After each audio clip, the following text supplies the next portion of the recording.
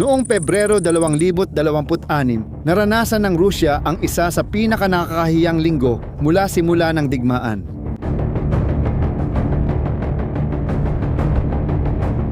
Umatras sila sa dalawang harapan at sa ilang linggo lang, nawala ang mga teritoryong ilang buwang pinaglabang makuha ng libu-libong sundalo. At ano ang natira? Sa totoo lang, lumantad ang isang hukbong wasak-wasak. Umabot sa sukdulan ang kanilang pagkadesperado na mahihirapan kang maniwala kapag ipinakita ko sa iyo kung ano ang ginawa nila para makabawi. Alam mo ba ang pinakanakakamangha sa kwentong ito? Hindi kinailangan ng Ukraine ng mas malaking hukbo o dagdag na tangke. Sa totoo lang, kinailangan nilang mag-isip ng mas mabilis at yun mismo ang ginawa nila. Sa loob ng ilang buwan, ginawa ng Rusya na parang obsesyon ang mga isla sa ilog Dnipro. Mula nang mapalaya ng Ukraine ang Kherson noong Nobyembre ng 2022, naging hangganan na ang ilog sa bahaging iyon. Sa panig ng Ukraine, mas mataas ang kanang Pampang. Sa panig ng Rusya, mas mababa ang kaliwang Pampang. At sa gitna, may mga maliliit na islang latian, walang gaanong halagang pang-turismo o pang-ekonomiya. Pero may halagang militar na napagpasyahan ng pamunuan ng Rusya na dapat nilang bayaran anuman ang halaga. Mula sa mga islang iyon, pwedeng magpalipad ng mga drone ang mga Ruso laban sa posisyon ng Ukraine sa Pampang, umatake sa Dnipro, at gawing pasulong na base o mata at tainga ang mga isla na mas malapit sa kalaban. Para sa mga Ruso, kung sino ang may kontrol sa mga isla ay siyang may kontrol sa ilog, at kung sino ang may kontrol sa ilog ay siyang may kontrol sa bahaging iyon. Ang problema, nakaligtaan ng lohikang ito ang isang napakahalagang bagay. Nag-isip din ang Ukraine, ang kampanya ng Rusya para sakupin ang mga islang ito noong 2025. Napakabrutal nito. Ipinadala ang mga sundalo sa mga bangka sa ilog, lantad sa mga drone ng Ukraine, sa putok ng artilleriya, at sa mga ambush ng kalabang nasa mas mataas na pampang at kitang-kita ang lahat ng gumagalaw sa tubig. Ayon sa mga pagtatantya ng Ukraine, batay sa datos ng intelihensya at mga pahayag ng mga nahuling bilanggo, hanggang 5,000 sundalong Ruso ang namatay sa mga operasyong may kaugnayan lang sa mga isla ng Dnipro. Sa buong 2025, 5,000 para sa mga isla na kasya sa ilang blok ng maliit na bayan. Kahit nakuha na nila ang mga posisyon, hindi pa rin gumanda ang sitwasyon.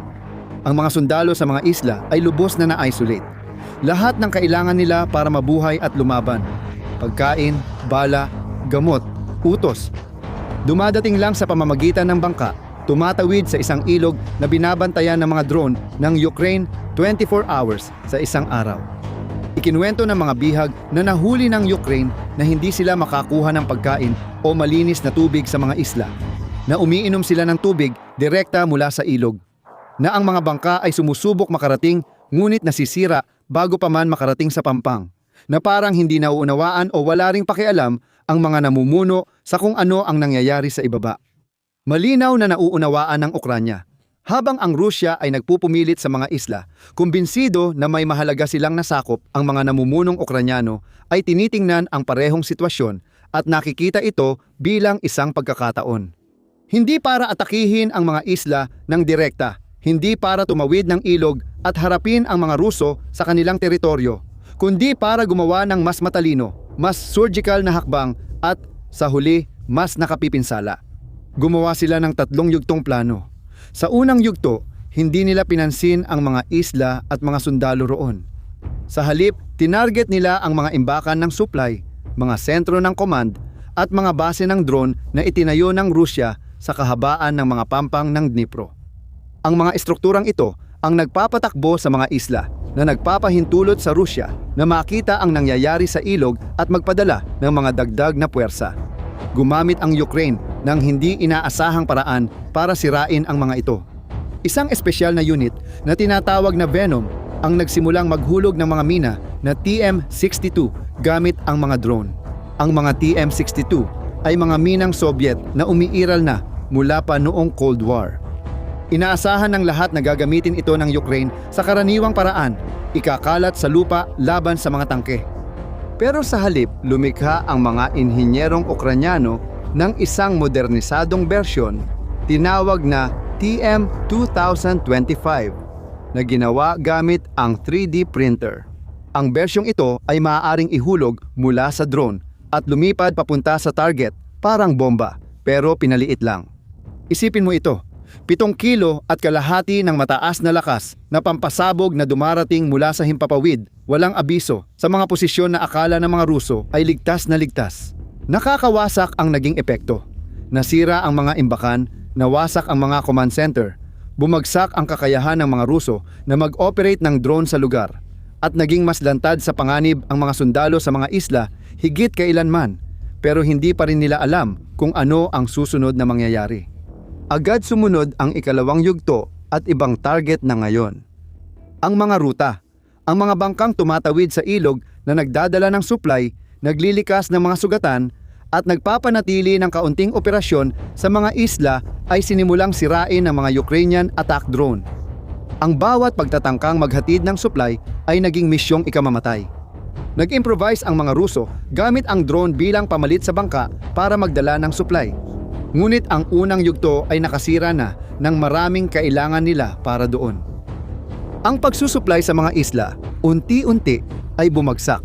Ang mga sundalo sa mga isla, walang pagkain, walang malinis na tubig, walang paraan para mailikas ang mga sugatan, at walang malinaw na utos. Nagsimulang gawin ang kahit anong gagawin ng isang tao sa ganoong sitwasyon. May ilang nagtangkang tumakas sa paglangoy at nagtago sa mga halaman sa ilog. Ang mga drone ng Ukranya na malayang gumagalaw ay nakahanap at nakaharang ng marami sa kanila. Ang ikatlong yugto ay ang eksekusyon. Dahil ang mga sundalo ay ganap ng nakahiwalay at walang suporta, sinimulan ng Ukranya na sirain ang natitirang depensa sa mga isla gamit ang mga pag-atake ng drone at mula sa himpapawid. Wala nang mapagtataguan, wala nang tulong na dumarating mula kahit saan. Naging simple na lang ang pagpipilian, mamatay sa mga isla o umatras. Kinumpirma ng tagapagsalita ng militar ng Ukraine, Vladislav Voloshin, batay sa datos ng intelligence na inatras ng Rusya ang kanilang mga puwersa mula sa ilang isla sa Dnipro. Napagpasyahan ng mataas na pamunuan ng Rusya ang matagal nang sinasabi ng mga independenteng analista. Walang saysay ang pananatili ng mga sundalo sa mga islang iyon. Hindi na kayang panatilihin ng Rusya ang mga posisyon na iyon. Alam mo ba ang ibig sabihin nito? Ginugol ng Rusya ang malaking bahagi ng 2025 sa pagpapadala ng sundalo sa mga misyon na parang pagpapakamatay para makuha ang mga isla. Nagbuwis ng 5,000 buhay, nakuha ang teritoryo, nagdiwang at inihayag na meron silang estratehikong posisyon sa Dnipro. At pagkatapos, nang hindi kailangang tumawid ng kahit isang sundalong Ukranyano sa ilog, nang hindi kailangang lumapit ang kahit isang bangkang Ukranyano sa mga isla, nagawa ng Ukranya na gawing walang saysay ang lahat ng iyon sa loob lamang ng ilang linggo. Hindi lang ito pagkatalo, malinaw itong larawan ng kalagayan ng hukbong sandatahan ng Rusya. Ngunit kalahati lang ng kwento ang mga isla noong linggong iyon. Dahil kasabay nito, sa ibang bahagi, may mas malaki pang nangyayari. Sa rehiyon ng Oleksandrivsk, malapit sa Huliaipole, sa timog ng Ukraine, ang mga puwersang Ukranyano ay nagsasagawa ng pangalawang operasyon, at ito ay may ibang sukat. Dahil ang ginagawa ng Ukraine doon ay hindi lang basta tumutugon sa kalaban. Ito ay paghahanda ng lugar para sa isang bagay na paparating pa lamang. Mula ika-9 hanggang ika-16 ng Pebrero, ang punong komandante ng sandatahang lakas ng Ukraine, Oleksandr Syrsky, ay bumisita sa mga linya ng labanan at kinumpirma na maraming unit ang sumusulong sa iba't ibang bahagi ng rehiyon. Ang layunin ay hindi malaking kontraopensiba para sakupin ang mga lungsod. Mas kalkulado ito. Nililinis ng Ukraine ang mga pinag-aagawang lugar sa pagitan ng kanilang posisyon at ng Rusya, kung saan sinusubukan ng maliliit na grupong Ruso magtayo ng base para sa mas malalaking pag-atake. Ang Ukraine ay ginugol ang mga nakaraang buwan sa pagbuo ng isang network ng artilleriya, mga drone, at mga unit ng suporta na ginawang isang bitag ang espasyong iyon. Kahit anong grupong Ruso na sumubok umabante doon ay hindi na nakakabalik. Nang matapos ang mga operasyon sa Oleksandrivsk, nabawi ng Ukraine ang humigit kumulang 200 kilometro kwadrado ng teritoryo. Ito ang pinakamalaking pagbawi ng teritoryo ng Ukraine mula noong kontraopensiba ng 2023. At para bigyan ng konteksto ang laki nito, ang lawak na ito ay katumbas ng lahat ng naabante ng Rusya sa buong buwan ng Disyembre ng 2025. Ginugol ng Rusya ang isang buong buwan para sa abanseng iyon na nabawi ng Ukraine sa loob lang ng isang linggo. Pero may isang salik na nagpalala sa lahat ng ito at kailangang maunawaan para magkaroon ng buong saysay ang kwento. Dahil ang nangyari sa komunikasyon ng mga Ruso noong panahong iyon ay hindi lang pagkawala ng isang sistema. 3 sistema ang bumagsak ng sabay-sabay. Ang unang dagok ay dumating noong 5 ng Pebrero nang kinumpirma ni Elon Musk na hinarangan ng SpaceX ang hindi autorisadong paggamit ng Starlink ng Rusya. Ang Starlink ay satellite internet na gamit ng mga sundalong Ruso sa frontline para sa halos lahat ng bagay. Nang maputol ang access, tumigil agad ang malaking bahagi ng mga operasyon ng Rusya. Pero may isang detalye na halos walang nag-ulat. Na-block ng Rusya ang Discord, isang app para sa komunikasyon gamit ang boses at video noong 2024. At para malusutan iyon, nakahanap ng solusyon ang mga sundalong Ruso. Ginagamit nila ang Starlink para maiwasan ang block at patuloy na gamitin ang Discord sa pag-coordinate ng drone attacks ng real-time. Nang bumagsak ang Starlink, kasamang bumagsak ang Discord, magkakabit ang naging problema. Kaya noong 9 hanggang 10 ng Pebrero, mismong gobyerno ng Rusya ang nag-restrict sa Telegram, ang pangunahing messaging app ng mga tropa sa frontline. Opisyal, sinabi nila na ito ay dahil sa mga paglabag sa batas. Sa praktika, gusto ng Kremlin na itulak ang mga mamamayan na gumamit ng isang state-owned na app na kaya nilang bantayan. Pero ang totoo, ginagamit ng mga sundalong Ruso sa frontline ang Telegram para sa lahat ng bagay. Tumanggap ng utos, magpadala ng ulat, mag-coordinate ng logistics, humiling ng evakuasyon ng mga sugatan, at makipag-ugnayan sa mga drone teams. Ang resulta ng tripling aberya ay naitala mismo ng mga pro-Rusya na war commentators na nagsimulang magpakita ng kaunting pagkataranta sa kanilang mga channel. Mula sa 60 segundo, naging ilang oras na ang itinatagal bago makarating ang impormasyon mula frontline sa command. Sa ganitong pagkakataon, umatake ang Ukraine. Tandaan mo, sinabi ko sa simula na umabot sa sobrang desperado ang mga Ruso na mahirap paniwalaan. Mga video na na-verify ng maraming independenteng sources ng pagsusuri sa mga labanan ay nagpapakita ng mga sundalong Ruso na may mga metal na estruktura na hinang sa mga montura ng kabayo, kung saan nakakabit ang mga Starlink terminal kasama ng mga Wi-Fi router na pinapagana ng baterya. May video nito. Isa sa mga sundalo na nagbi-video ng kagamitan ay nagsabing gumagana ang koneksyon at ayos ang lahat sa wikang Ruso. Isang hukbo na may sapat na nuclear warheads para sirain ang mundo ng ilang beses ay naglalagay ng satellite internet sa mga kabayo upang malaman ng command ang lokasyon ng kanilang mga sundalo. At kung kulang pa iyon, ang pinaka-advanced na solusyon na kasalukuyang dinedevelop ng Rusya para palitan ang Starlink ay isang stratospheric balloon na tinatawag na Barrage-1 na gagana sa taas na 20 kilometro mula sa lupa. Pero mismong mga pro-Kremlin na war channels ay hayagang umaamin na wala talagang alternatibo sa Starlink ngayon. Ang satellite constellation ng Rusya ay nakatakda sana para sa 2025. Naantala ito at nailipat sa 2026. At meron lamang 6 na experimental na satellite sa orbit. Ang kabayo na may Starlink ay hindi lang isang kakaibang kwento. Ito ang perpektong larawan ng nangyayari sa hukbong Ruso. Isa itong puwersa na naging dependent sa mga teknolohiyang hindi nila kontrolado, na hindi nila kayang palitan, at maaaring patayin ng isang desisyon na ginawa sa kabilang panig ng mundo. Habang nangyayari ito sa likod ng teknolohiya, alam mo ba kung ano ang sinasabi ng mga general ng Rusya sa publiko?